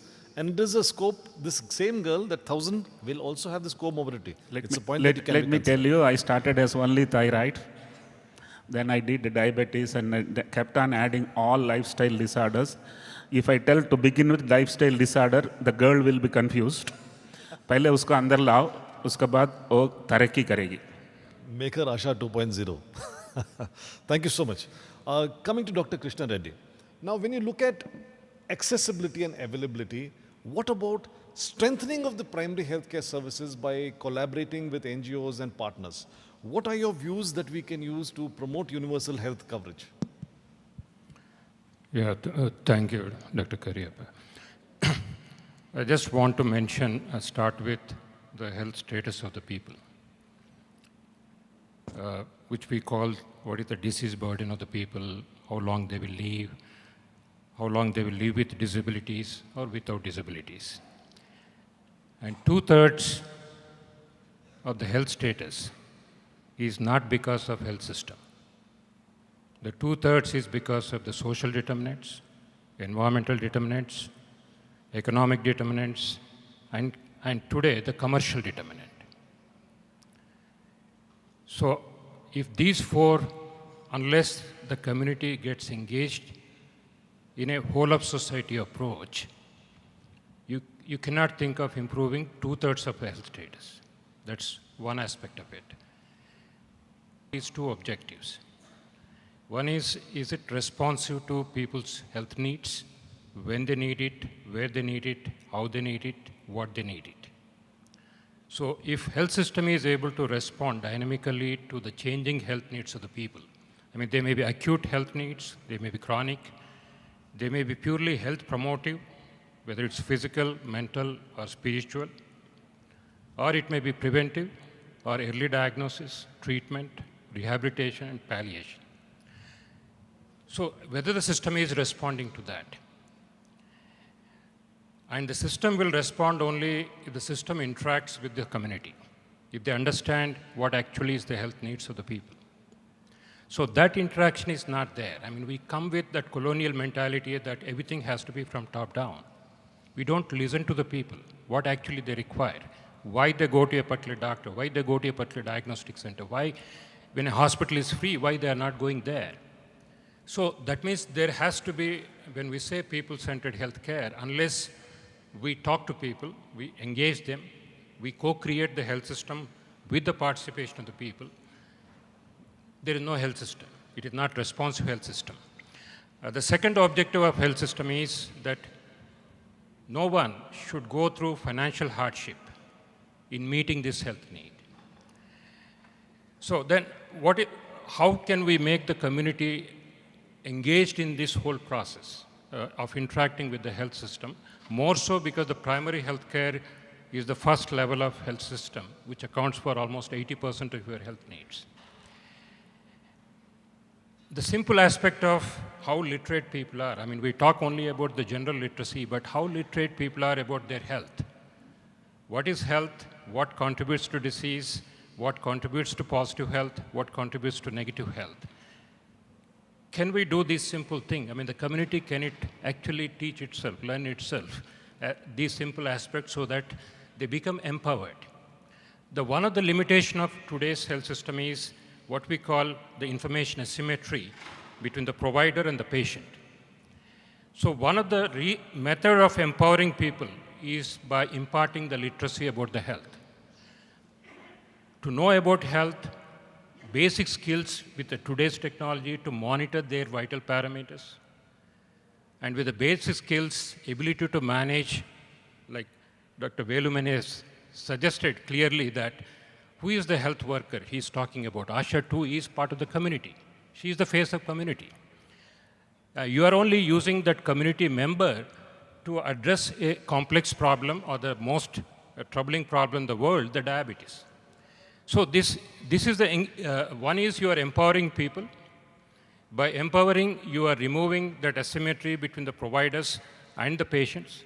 By removing that asymmetry, you are removing that exploitation of the patients by the providers because you don't have that. So that is one community requirement, function of the requirement. The second is in terms of the self-care. I mean, there are many self-help groups. In fact, we say there are not enough doctors, enough nurses. But today, every individual, every family, every community can be a provider. The technology permits you. The clinical decision support system permits you. So that means you are expanding the provider, so-called definition of a provider, from doctors, nurses to everyone. So that is the second aspect of self-care. The third is the participation in the governance of their own health system at a local governance level. So are we engaging the community or their representatives in conceptualizing what type of care that they require? For example, from a patient perspective, it is not prevention, it is not early detection. From the patient perspective, when I get a chest pain in the night, where do I go? Can I reach a doctor to know whether this chest pain, I need to go to an emergency or not? This is the simple requirement. So from a patient-reported requirement, it is the suffering. It is not promotion, it is not the prevention. But if you educate them, they seek promotion and the prevention. So that is the third area of participatory governance in terms of the local governance systems. And the fifth is, since the health system is accountable to the people's health, being it a fundamental right, who is overseeing the performance of the health system? Are they overseeing the performance of the health system? They're not. So these are the four functions. I mean, how you do these four functions is you have institutional mechanisms for that. I mean, there are examples in the society. You have SEVA representing all women, the self-help group. I mean, they take care of, they train their own volunteers to educate their own members on the health promotion, early detection, disease prevention. They provide small-level primary healthcare facilities. So this is one institutional mechanism of self-help group. Okay. The patient group or a social group or a defined population group. The second, you have community-based organizations, service-based organizations, which connect with the population. more than the health system. They connect with the population and they bridge between the health system and the population. So that means the public health system or the private health system, they need to partner with these social organizations, civil society organizations, so that they have a link with the community. So these are, and the third institutional mechanism is the health councils. The health councils where you have the teacher in that, you have the doctor in that, you have the preacher in that, you have the elected representative in that. Okay. I mean, these are the people. I mean, in a given community, what else you need for the social requirement? In the morning, we talked about education, healthcare, and food. So if you have these 4 people and they plan for themselves, suppose if the government is not able to equip their primary healthcare, the drugs are in the shortage, the community in the village, they can contribute whatever they can contribute. What is called as community-based health insurance program or mutual aid. It's the innovative way of pooling up resources in a village level, wherein they decide how they want health care. I mean, they don't feel helpless just because the government is not buying an X-ray machine there. So this is what active community participation in strengthening their own health system. Absolutely. Thank you. That was very lucidly brought out. Dr. Reddy used the term whole of society. Now that is the take-home message here. Health doesn't exist in isolation. You can't have one healthy person in a community. The entire community needs to work for it. And so it's all about community empowerment. It's all interlinked. You don't, as it was told earlier in the morning, with an empty stomach, you can't do anything. You have to have all of these linked, the social determinants of health. So the whole of society approach is what we're looking at. Now coming to Shubhajit, talking about delivery of healthcare services and the disparities that exist on ground, what can you think of how do we ensure equitable service distribution for people? Thank you, sir. Very fortunate to be a part of the Sathya Sai mission, where I've been a part of the on-ground executions of the Sri Sathya Sai Arogya Vahini model of mobile hospital service, and currently we have the Sai Swasth model of rural wellness centers. So obviously everybody would agree to the fact that the execution programs related to public health is vastly different. And like sir said, I'm carrying it forward from there, that it really boils down to the ground level, and it is the determining factor that the team is the most critical part of it. Every situation in a public health execution supposedly looks like a challenge.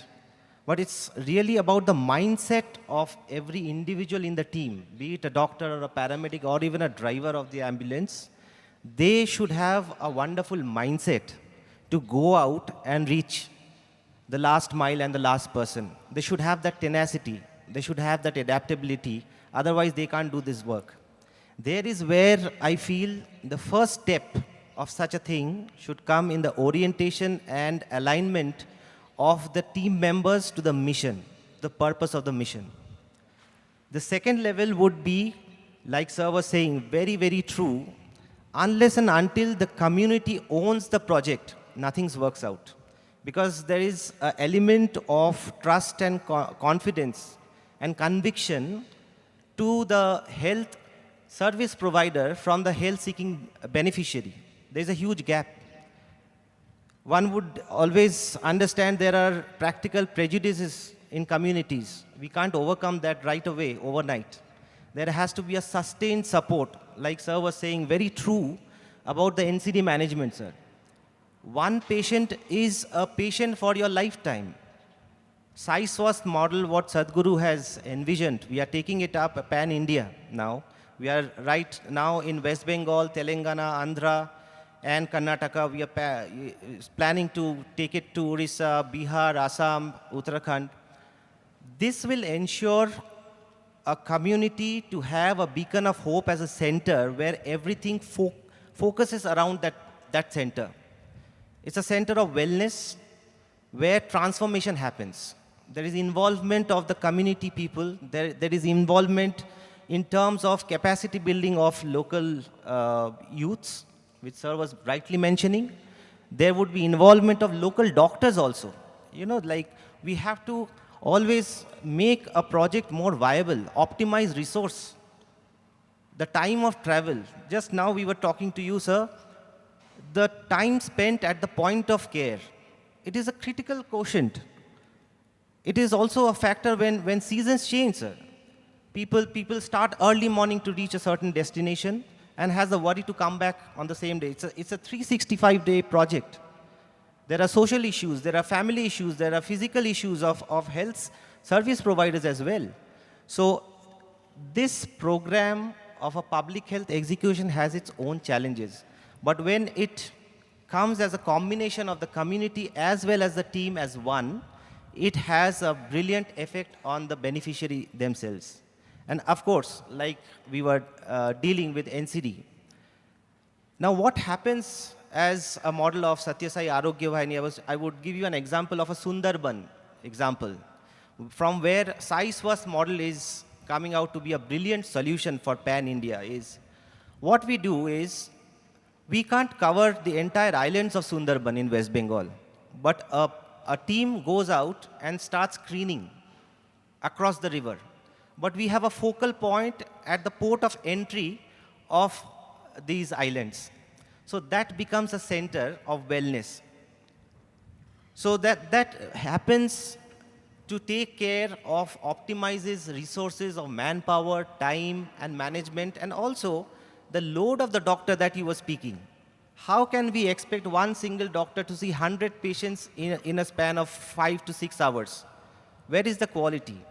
Where is the patience that, that can be given to a patient?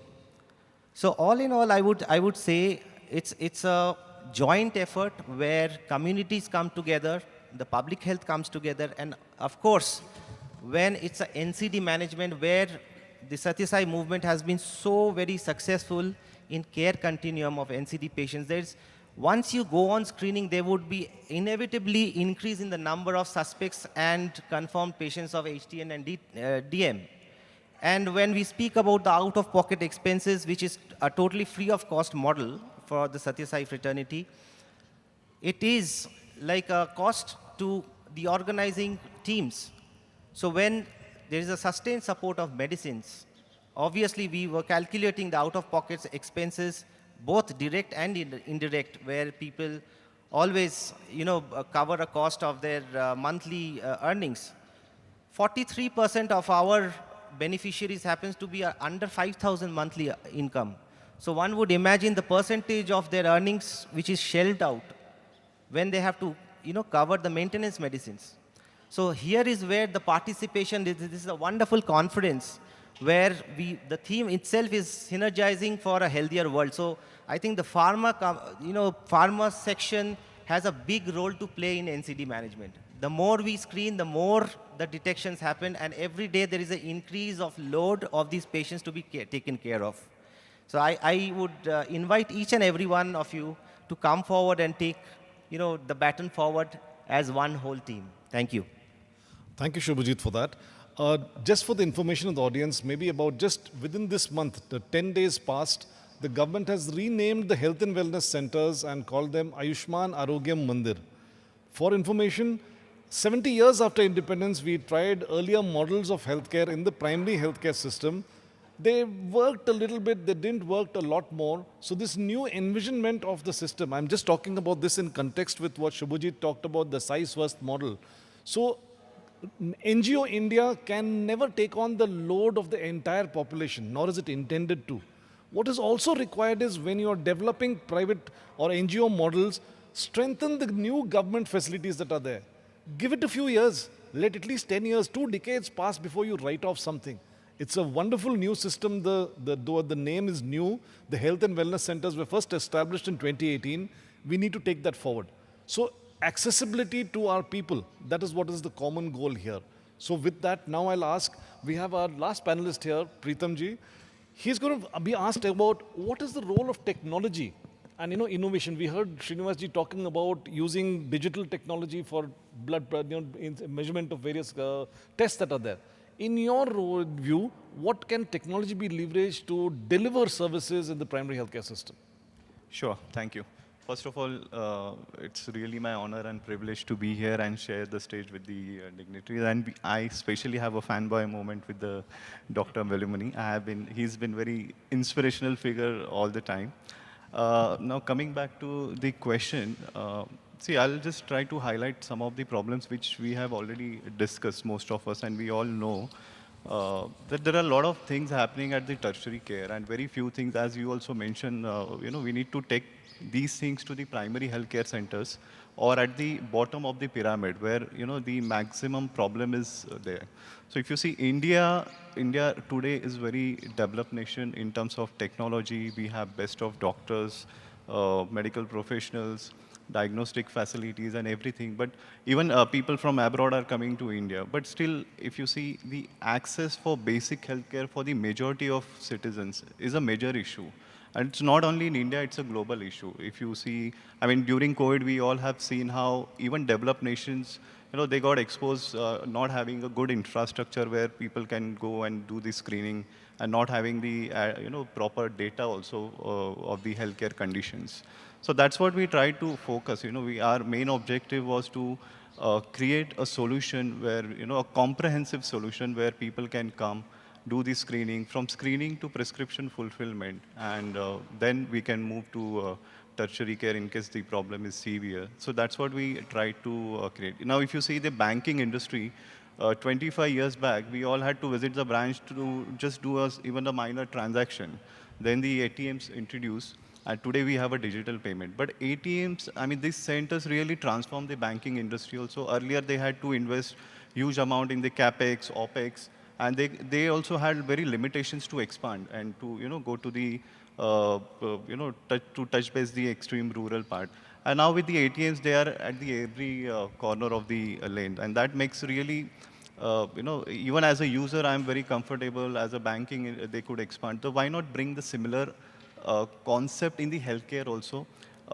And why people just should visit hospitals or big clinics? There should be some small healthcare and wellness centers where we are getting the maximum solutions. It's not just somebody sitting and then again, because if you see India, the rural part, basically we have a major issue of having awareness and the financial capability. We all discuss how it is difficult. Even Dr. Sreenivas was, he mentioned about the Uttarakhand where we could also work at a very extreme the high terrains. And the problem, just to travel 25, 50 kilometers, they take 3 to 4 hours. And that too if they have a two-wheeler or four-wheeler. And that's the reason, despite of government putting a lot of effort, spending a lot of money, there are many foundations who are trying to do work. There are still majority of citizens who are not getting, the adequate basic facilities. So that's where our approach is, like we try to create, we are trying to work with the government, we are trying to work with the foundations, where we can empower them with the help of technology. And all thanks to the technology, there are many good innovators. The point of care technology has also evolved during, if you see the last decade, it has evolved. And as now we are, fortunately, we can provide these solutions. Many tests, has Sir disrupted the market by bringing the affordability in terms of, the many tests. Now the next stage is we really need to go there and make sure that they are getting everything at their doorstep and they do not have to travel for basic things. Of course, for tertiary care, for hospitalization, yes, they will have to travel till. But at least at primary healthcare center, they should get the maximum facilities. And that's what our main focus was on the diagnostic. Of course, telemedicine is there. Telemedicine is not an innovation, but when it is combined with the diagnostic, so that makes at least a circle complete. And third important aspect is even the data. So that is also, we'll surely talk about it. But these are the three main elements where we are working on. Thank you. Thank you, Pritamji. I'll be asking 3 quick questions to the panelists where they will all be contributing. But before that, my appeal to the younger generation especially is, I don't think you should be trying to replace doctors or healthcare personnel with technology. I feel you should be supplementing and complementing the services. As an earlier speaker brought about, your mother and you, or your children and you, who do you want to deal with? Even rural India has got the same aspirations that we have sitting here in this hall. So technology is an enabler and not a replacement. That should be our attitude. So Dr. Velumani, do you have anything you'd like to add to what Pritamji said? Yeah. In the entire world, India is cheapest in healthcare. And I ran an operation in entire India, I was cheapest. And let me tell you, it gave me $1 billion value. Why I'm saying this specifically here is, anything done with technology, the question asked is, how important is technology? Technology nahi to kuch nahi hai. To that extent today, must have seen in the last World Cup most repeated advertisement, choti payment ke liye pin nahi chahiye. That means choti problem ke liye doctor nahi chahiye. So that's how we should look at what way we can work at. I think the three most important things in making anything successful is IT, HR, logistics. Healthcare is never costly. My vendors had 70% gross margin. My competitors had 70% gross margin. In healthcare, it should not be that obscene. So coming to the point, technology is nothing but pure HR cost. In technology, there is no raw material cost. Pure HR cost. HR, it's only manpower cost. Logistics also is manpower cost. So literally looking at manpower cost is the major component in the healthcare industry. And nowadays, entrepreneurs have a kind of complaint, आदमी नहीं मिलता है. अगर हिंदुस्तान में आदमी नहीं मिलता है तो कौन से देश में आदमी मिलेगा? Number one populated country is in India. So I am of that opinion, if man and technologies can be wisely used, scale is possible, and the punch is, scale nahi to kale nahi. We can't change anything without a scale. So in my opinion, we need to work on it. It is doable. It is very easy if, as sir said, and if everybody says, दिल से करनी चाहिए, society खुद जिम्मेदारी लेनी चाहिए, बहुत जल्दी solution मिलेगा. And I think Dr. Velumani has missed his calling as a stand-up comic now. Scale nahi to scale nahi. My God, what a dialogue that is. So now coming down to the common issues that we have, what strategies can be promoted to, Dr. Reddy spoke about community empowerment. In your view, what strategies can be adopted for the people to start taking part in their own healthcare? A quick comment from all of you. Yeah, I think it is time. India is crossing a $3,000 per capita income. First 1,000 is roti. Second 1,000 is kapada. Third 1,000 is makan. So only these 3,000 as of now India has come. 4,000 is for healthcare. So I am of that opinion, in another 25 years, we would have achieved a great amount of success with the least amount of money, which countries like US could not achieve with 17% of their GDP. We probably will achieve in 3% of GDP. This is my views, and for that I want government to facilitate. Ayushman Bharat has the best thing has ever been announced, not happened. Happening may take some more time. Announced can happen only when there is a community involvement. Criticize government, chase government, demand, row, picha karo, it will work. Absolutely. Dr. Reddy? Yeah, we are part of the WHO, the primary health care, basically how to make it the main anchor. So we are piloting, in fact, the Chhattisgarh we are going to pilot in terms of the impact of health literacy on NCD. So similarly, in Telangana, we are piloting the health literacy in the school. So because the whole lifestyle, the understanding of disease, if it starts from the school age, because we only focus on one or two things at the school age currently, especially for the adolescent girls and some of the adolescents. So these are the two interventions, specific interventions, and which can be scaled up as a part of the health and wellness clinics. And who has to impart this thing? In fact, in the RTC, Road Transport Corporation, as a pilot we are doing, we invited the volunteers from the workers. There are 2 lakh workers. So each depot, there is a volunteer they have been imparted the training of this basic literacy. And they, in turn, will be repeatedly imparting the same because they are trusted. They are part of the community. Okay. And they know the language to use, the storytelling to use. A didactic lecture or some Doordarshan commercial, they may not be enough. Because you need to have that community dialect. What type of storytelling they listen to. I mean, we had all those old-time storytellings to convey complex philosophy of Hinduism. I mean, all these Burakathas and Harikathas, these are nothing but storytelling of complex philosophy that ordinary people can understand. So this is a simple intervention. And the second intervention, of course, is how do you partner the public system, the private, non-profit, civil society system, and some of the community-based organizations. So you have community-based organization, which is embedded in the community, a civil society organization which takes the feedback from the community and connects with the other stakeholders. It may be industry, it may be policymakers, it may be professionals. So all these interventions, in fact, in 11 member nations, we are trying to pilot as a district pilot. For example, in India, we will take 5 regions because cultural differences will be there. And the insights that come out of this district pilot, as a whole system, both public system as well as the private health system and the community, engage all this because governance is not government. Governance is the triangle of governance concept. There is government, people, private. Each one has a right, role, responsibility, and accountability. Because we equate governance with government. No, government is one limb of the governance. So this concept we would like to test at a district level.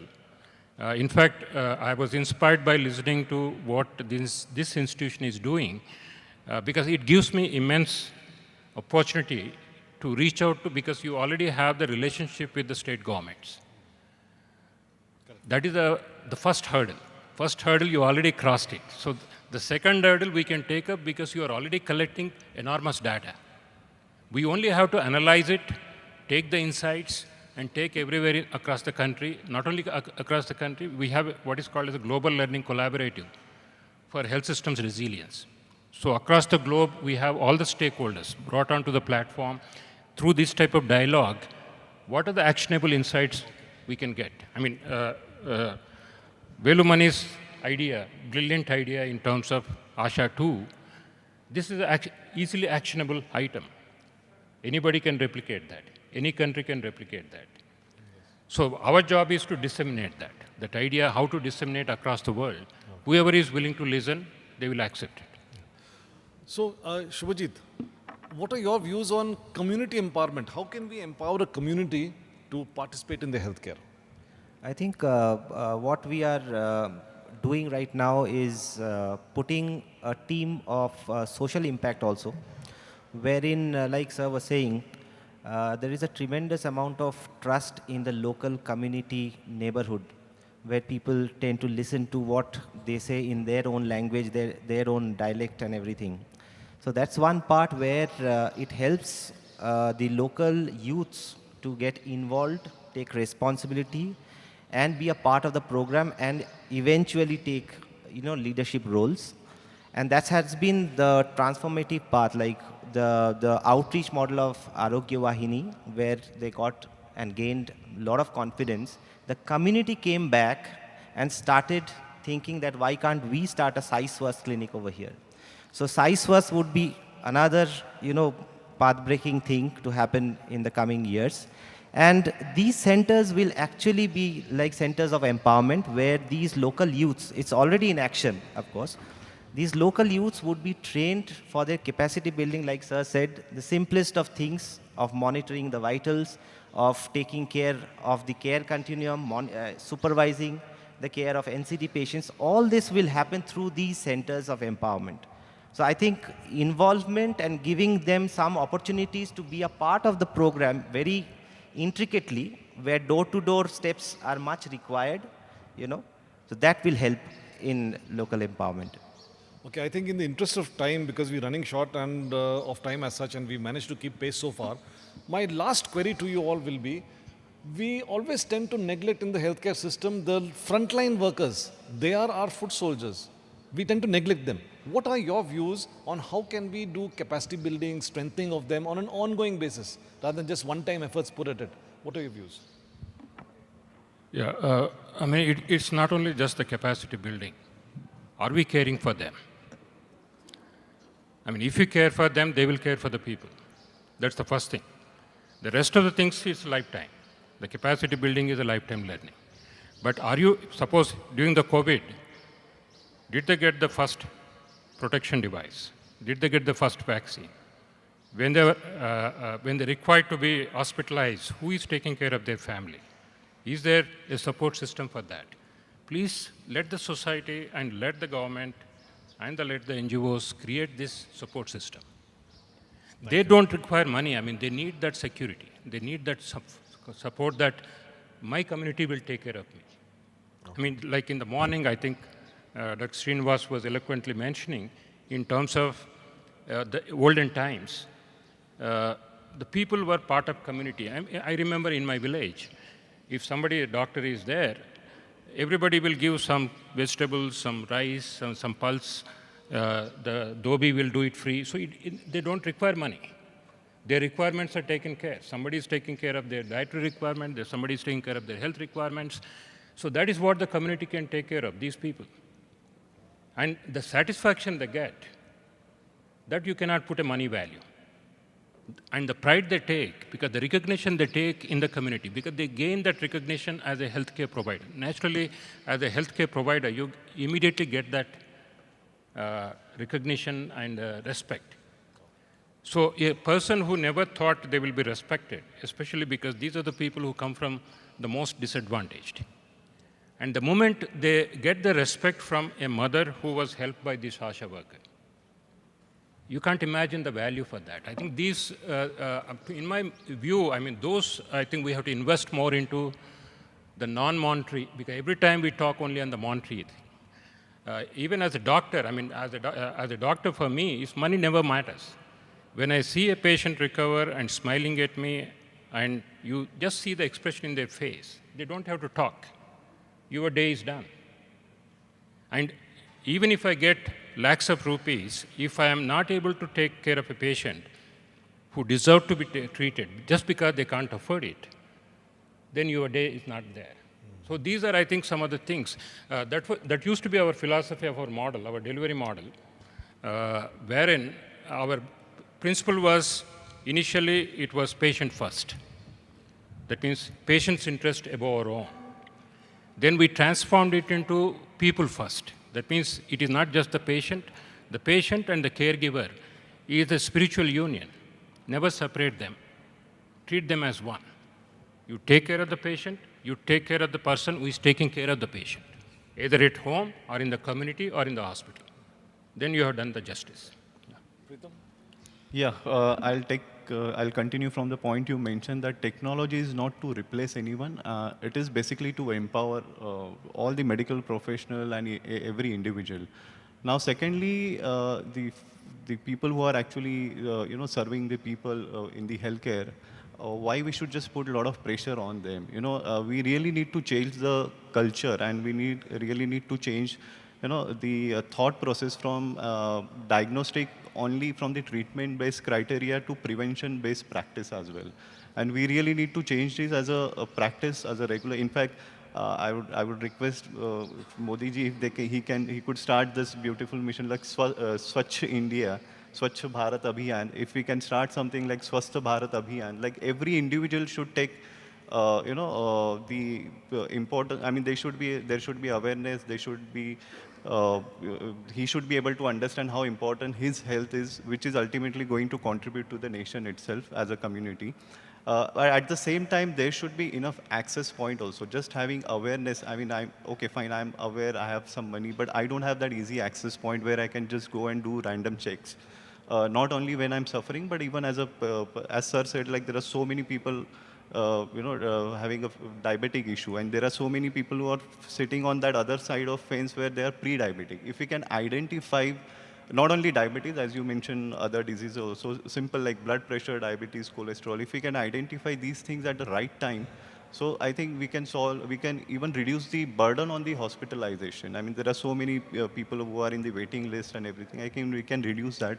And that is one of the reasons even our solution name is Swayam. Why can't we start from our own? I mean, let's do it from our own.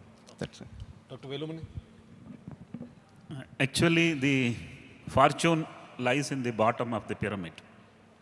This is not only economy, it is also on the power. We always appreciate the most qualified and least working, and we always avoid the least qualified but most contributing. So this is the big challenge, asymmetry. I was unemployed for such a long period. When I started business, I decided I will only take freshers because no one gave me job until I had experience. So I have a history of running a business for 25 years and employed 25,000 freshers. I believe that the punchline is not only companies, even the country has underpaid assets and overpaid liabilities. So unless we recognize the underpaid assets and give them adequate appreciation, things will not change. Having said that, no one knows the importance of training and motivation as much as I know, because when you take freshers, if they are trained, in other words, a 100 days trained employee is equivalent to 1,000 days experienced man. So very, very important is recognize who have capability to contribute, train them, empower them, and get the best out of them. We as a country, such a huge population, we as a pyramid, such a huge bottom, and we as a country, such a huge tomorrow's happiness. Thank you. Shubhajit, any comments? I think I'm overwhelmed with sir's comments, as everyone. Just a piece of thought, like what we were discussing about the community level empowerment and motivation, as sir was saying. Just to leave you with a beautiful thought that I have always been asked, like, how do you all get such easy port of entry to villages? In fact, it's not about entry to villages, it's about entry into hearts of people who actually, and very fortunately that we have the entire fraternity of the Sathya Sai model of healthcare, right from tertiary to primary. It actually happens is a cycle where beneficiaries get benefited from these hospitals, come back to the villages, getting this culture of compassion and love. They get motivated, get back to their villages and invite us, in fact, to start something like this so that they also can be part of this, something like this to save their own neighbor. So it's basically a societal transformation through compassionate healthcare that motivates. Thank you. I'm going to thank the panelists for the wonderful contributions they've given. For the audience, we will not have any time for questions, but I'm going to encourage you all during the lunch hour, please interact with our panelists. You will never get a chance to experience knowledge and experience like that what you have in front of you here. Thank you so much.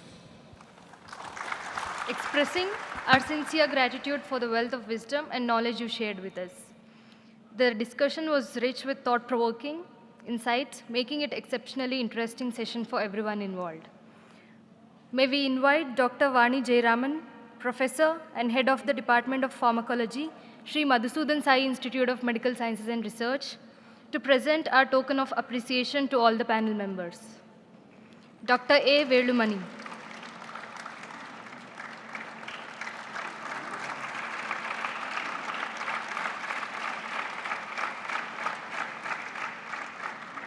Dr. Krishna Reddy.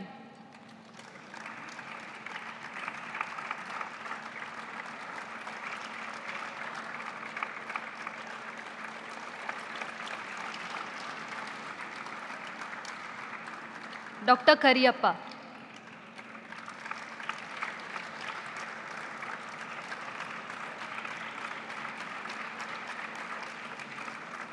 Mr. Subhajit Rai Mukherjee.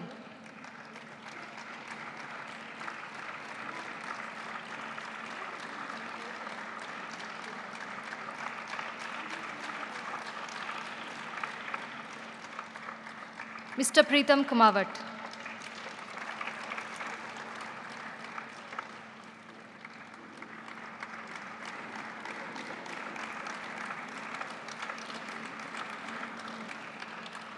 We request all the panel members to pose for a group photograph.